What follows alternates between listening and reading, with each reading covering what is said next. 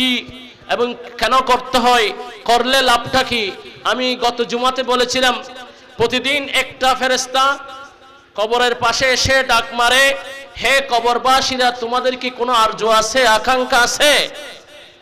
আমাদের মসজিদের খুতবায়ে জাম যারা আছেন, হয়তো গত জিলকাদা মাসের প্রথম খুতবার মধ্যে যদি ইবনে নাওয়াতের খুতবা পড়ে থাকেন, এই হাদিস শরীফটা এসেছে।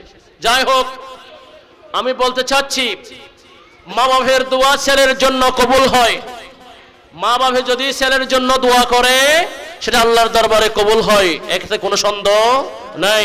হাদিসে পাকের মধ্যে আছে, মিশকাত শরীফে এসেছে, বুখারী শরীফেতে এসেছে, যারা এক রাত্রি একটা রাত মা বাপকে খুশি রেখে ফজর পর্যন্ত খুশি রাখতে পেরেছে, ওমান আসবাহা মুতিয়াল লিল্লাহি আসবাহানে মফতুহানে ফিল জান্নাহ। উচ্চ আওয়াজে বলুন না সুবহানাল্লাহ।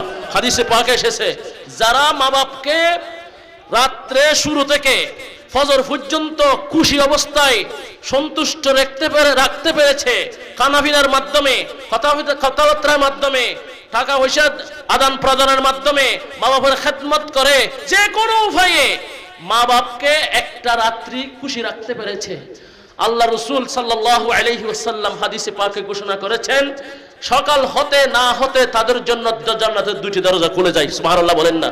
আমি শুনেছি, আমি দেখি নাই। মোহাম্মদ জসিমউদ্দিন এবং মোহাম্মদ নাজিমউদ্দিন যেভাবে মায়ের খেদমত করেছেন, অসাধারণ। অনেকে বলেছে, এখানকার অনেক মানুষে বলেছে, জসিমউদ্দিন আজকে একদম ইয়া থেকে একটু উপরে চলে গেছে কেন? একমাত্র মা বাপের দোয়ায়। সুবহানাল্লাহ বলেন না। আজকে যে সোয়াল মাহফিল করতেছেন, আব্বা কবর থেকে শক্তি আছে, আল্লাহ তাদেরকে মুর্দাদেরকে, রুহানি ইমানদার মুর্দাদেরকে শক্তি